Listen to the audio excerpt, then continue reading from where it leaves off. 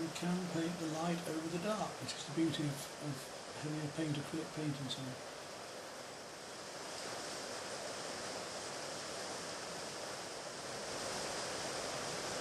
It's a bit lighter in places as well.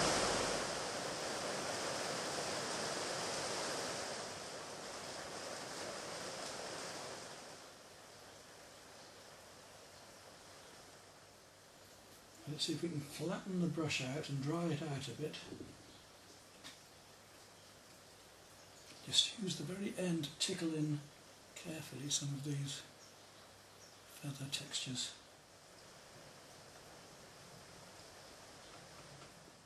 And I think the rest will work when we get the other lighter and darker colours in, but you see the idea.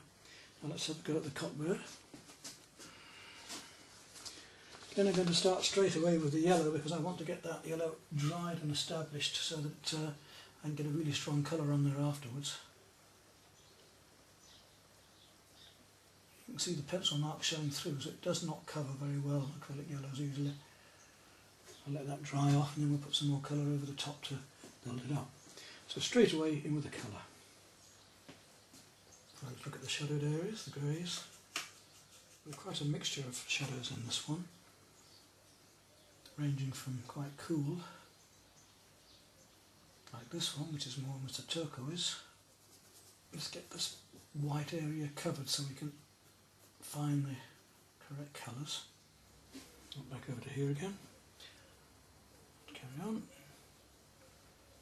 And see where the colours are blending, because there's some nice warms blending down. I'll be painting all those details of that later. We'll build this up bit by bit, gradually adding the feathering texture as we go along. Where I'm going to have the red here, I'm going to paint the yellow across now, so I can get that much brighter red again. I come back to that yellow again because it's ready for a second coat, and it's gone into slightly more of an orange as well, so I'll add a bit of yellow ochre, which will give me a richer orangey colour down there. A little touch of burnt sienna. Now talking about these reds here that are going to happen, we'll go very dark at first, running a bit more purple even into that.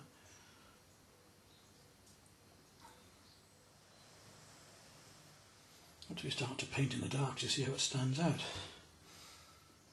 You get all these base colours established, then we can work back in and get the drawing and the detail correct. I'll be able to paint all the rest of the birds so you know how it's done, and then come back to the background to show you that. Now we're coming on to some brighter reds. Some cadmium in here. Should really sing out on this. Wow, look at that, yeah. I've got to darken it down, in fact it's almost too bright. Let's bring it across that black a bit to settle into it.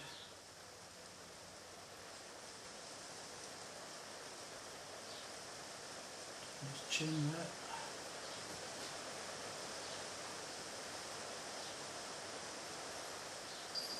And just a little darker to that at the edges. So we'll pull into that bird now. We can look at some of the shadowed areas again, the greys. Now into the eye, just an indication of light shining. So very indicate the eye is there. Not a lot, but just indicate. The sun shining down it. And just see what's going to happen later now when we really start to paint these details in. And some of these shapes are going to have to come out and be shown more when the light's painted around them. Just to give you an example, you can see, start painting this little head in behind here. It will show behind that bird. The bird is a part of the whole painting. We can't just do the painting and that's right, don't need to bother about the bird. No, because the bird is a part of it. It mustn't stand out like a sore thumb. The whole painting is one united object. So we don't paint just a thing on its own, we paint it related to the stuff around it. I mean, that bit of purple makes such a difference, you see. We make things come alive. See how that bird stands out almost 3D now.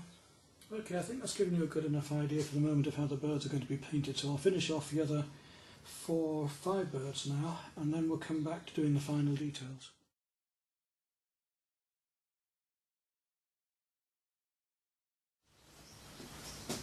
Right, well, we're down to our last detailed painting now. We finished the birds, as you can see.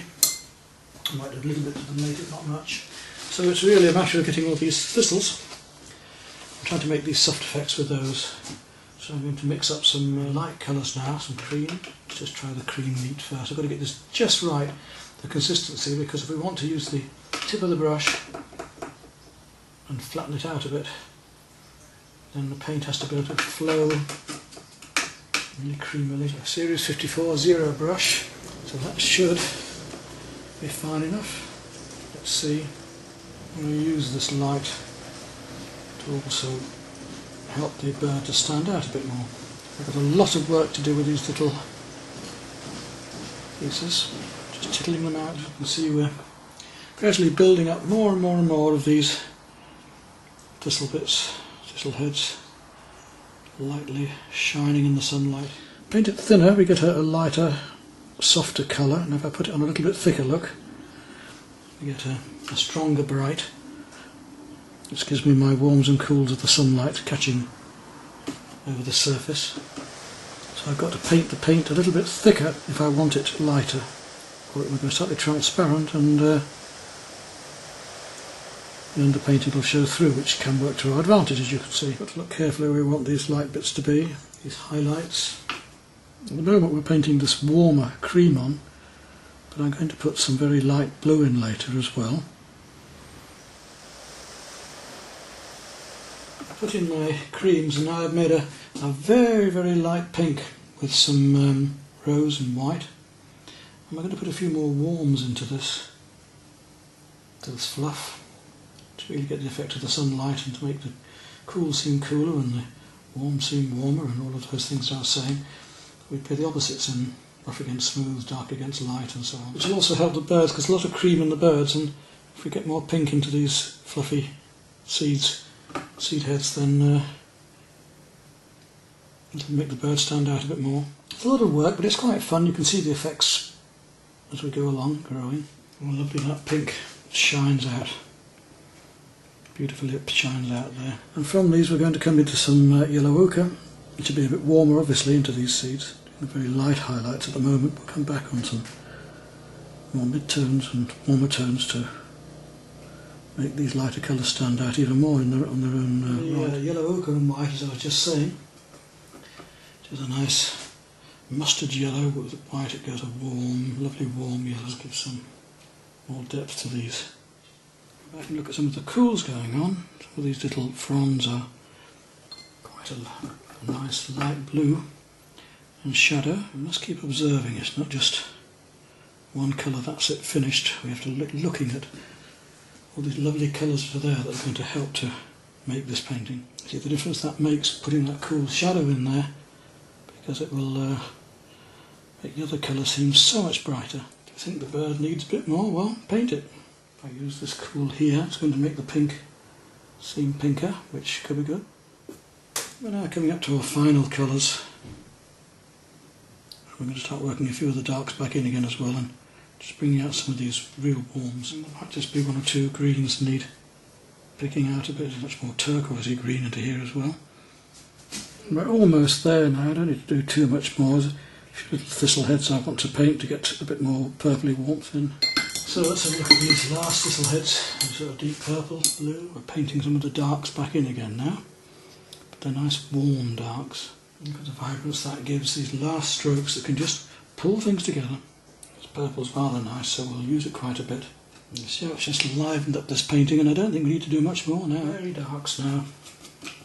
Just a little black in here and there, just to get those last bits of shadow. There we are then. I think we'll call that done. Voila! Let's not go too far with it.